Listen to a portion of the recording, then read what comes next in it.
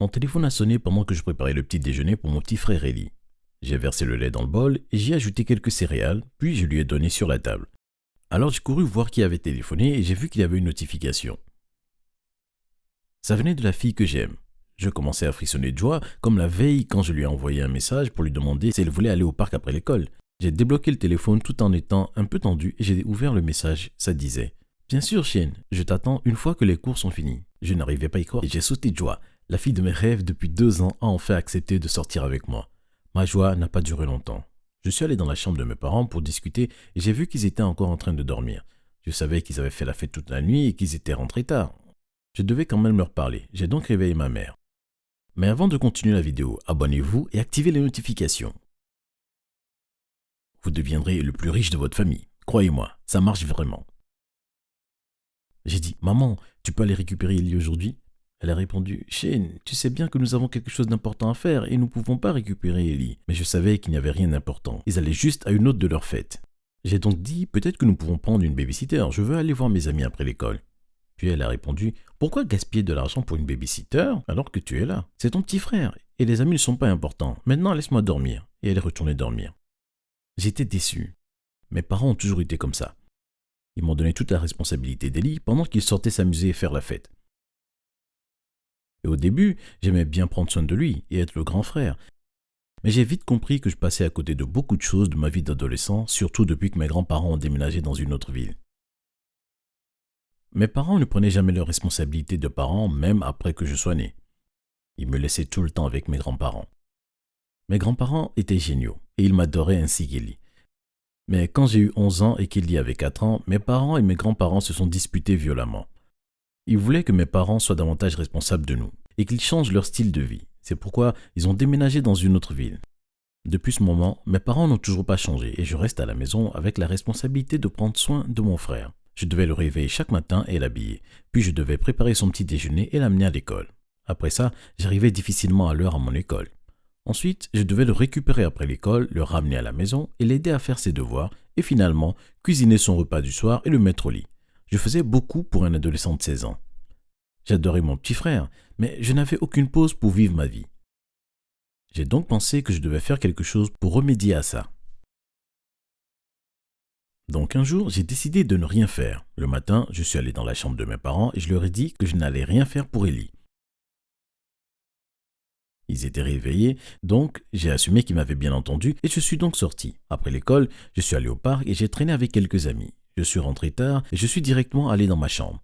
Tard dans la nuit, je pouvais entendre mes parents rentrer. J'ai pensé qu'ils étaient encore en train de faire la fête et je me suis endormi. Le lendemain était samedi. J'ai donc décidé de dormir toute la matinée. Mais tout à coup, j'ai entendu ma mère crier mon nom dans les escaliers. Je faisais mine de ne pas entendre et de rester endormi, puis je l'ai entendu entrer dans la chambre. Elle a alors demandé « Shane, où est Ellie ?»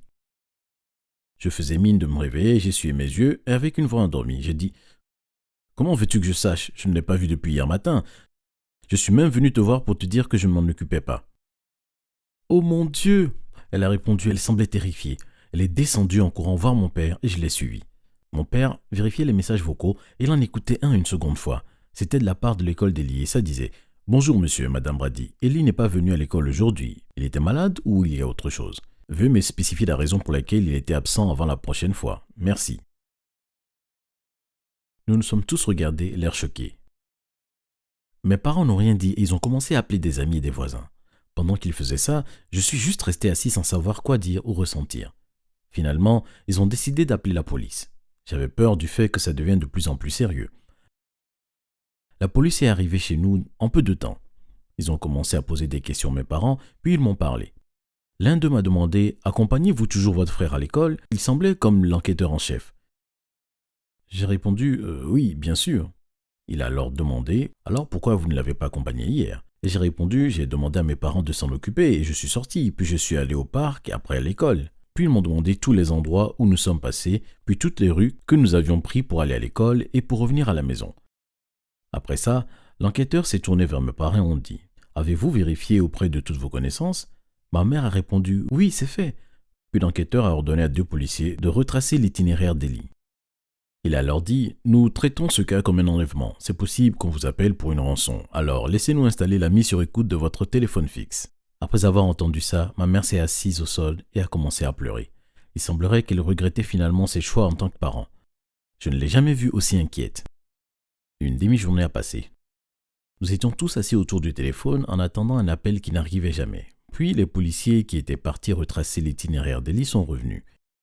Ils avaient pris quelques-uns de nos voisins avec eux. En rentrant, ils ont appelé l'enquêteur en chef sur le côté et lui ont murmuré quelque chose. L'enquêteur s'est tourné vers moi et m'a regardé longuement. C'était effrayant. Il a fait venir les voisins là où nous étions et il a commencé à leur poser des questions. Il a alors demandé « Quand est-ce que vous avez vu Ellie pour la dernière fois ?» Un des voisins a répondu « Je l'ai vu hier matin ». Il a alors demandé « Était-il seul ?» Le même voisin a répondu « Non, il était avec Shane comme toujours ». Les autres voisins étaient d'accord et ont donné une réponse similaire. J'ai dit en les interrompant « Non, vous devez certainement confondre avec les autres jours ». L'enquêteur ne m'a même pas écouté et il allait directement voir mes parents. Il a dit « Je veux voir la chambre d'Ellie ». Alors, mes parents l'ont laissé entrer dans la chambre d'Ellie. Il a regardé dans la chambre un moment, il a ouvert les tiroirs, le placard, puis il est sorti. Il a parlé à mes parents et il a dit « Alors, plusieurs vêtements sont manquants, c'est très rare, sauf s'il était emmené par quelqu'un de proche. » Puis il s'est tourné vers moi. « Dis-moi, Shane, où est ton frère? Qu'est-ce que tu as fait avec lui ?» Tout le monde s'est tourné vers moi en me regardant bizarrement. Cependant, j'ai continué à nier que j'avais quelque chose à voir avec sa disparition. J'ai dit « Je jure, je ne sais rien. » Il a alors dit « Je vois bien que tu mens. Dis-nous la vérité, autrement je devrais te mettre en état d'arrestation. » J'ai répondu « Je dis la vérité, je n'ai rien fait. » Mais ma mère s'est alors mise à dire en criant « Tu es responsable de ton petit frère, qu'est-ce que tu lui as fait ?» Mon père n'est pas resté silencieux et il a dit « Qu'est-ce que tu as fait? Tu as une honte, j'ai honte d'avoir un fils comme toi. » J'en pouvais plus. Comment osait-il dire ça? Je leur ai alors crié dessus, presque en pleurant. « J'ai honte de vous avoir pour parents, et qu'est-ce que vous savez des responsabilités ?» Il ne pouvait rien dire, mais j'ai continué. « Vous devriez avoir honte de vous. » À ce moment, l'inspecteur nous a interrompus. « Nous sommes là pour trouver Ellie, alors arrêtez ça. » Nous nous sommes tous tus un moment. Il a alors répété « Shane, je veux connaître la vérité, sinon je n'aurai pas d'autre choix que de t'arrêter pour enlèvement et faux témoignage. » Je savais alors que je devais dire la vérité. J'ai alors dit « Nous devons sortir pour le trouver alors. » Ma mère s'est remise à pleurer. Elle a dû penser que j'avais fait quelque chose de mal à mon frère. Nous sommes alors sortis et je suis monté dans la voiture de police avec l'inspecteur et mes parents sont montés dans leur propre voiture et nous ont suivis. Dans la voiture, l'inspecteur a essayé de me parler. « Mon garçon, tu as fait quelque chose de mal ?» Je n'ai pas lâché un mot, mais je lui ai dit qu'on devait sortir de la ville. Je suis resté assis confortablement durant tout le trajet.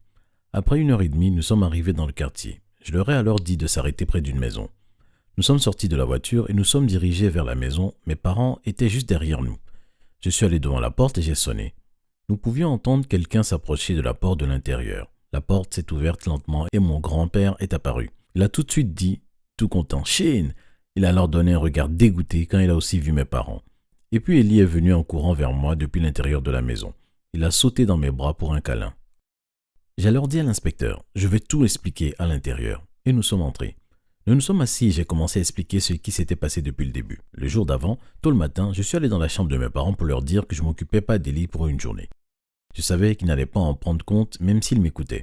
Alors je l'ai habillé et j'ai préparé quelques-uns de ses vêtements, puis nous sommes sortis. Nous avons pris le même chemin que d'habitude pour aller à l'école et l'arrêt de bus était le même.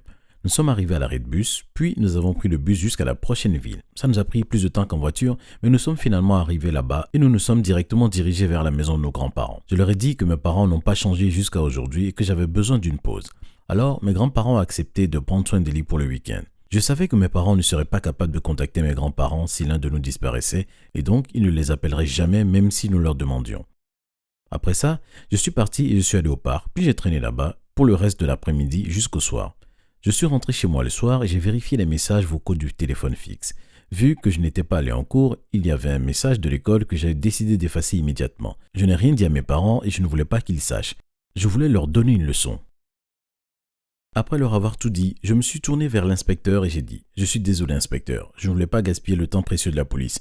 Je ne pensais pas qu'ils allaient appeler la police, mais j'avais besoin de le faire. » Il m'a regardé et mis la main sur l'épaule. Il a alors dit « Je suis navré pour toi mon garçon. » Puis s'est tourné vers mes parents et a dit « Vous devrez avoir honte de vous. Je vais signaler un cas de mauvais parentage pour vous deux. Vous recevrez une amende et vous n'aurez plus la garde de vos enfants. » Mes parents ont commencé à nous demander pardon à moi et à mes grands-parents, mais c'était trop tard. Quelques jours après, une assistante sociale a travaillé avec nous pour transférer notre garde à mes grands-parents. Puis nous avons finalement commencé à vivre avec les personnes qui s'occupaient et prenaient soin de nous. Merci d'avoir regardé. Alors qu'est-ce que vous en pensez? Est-ce que vos parents sont du genre responsable ou irresponsable? Faites-nous savoir dans les commentaires. N'oubliez pas de vous abonner et de regarder les autres vidéos de la chaîne.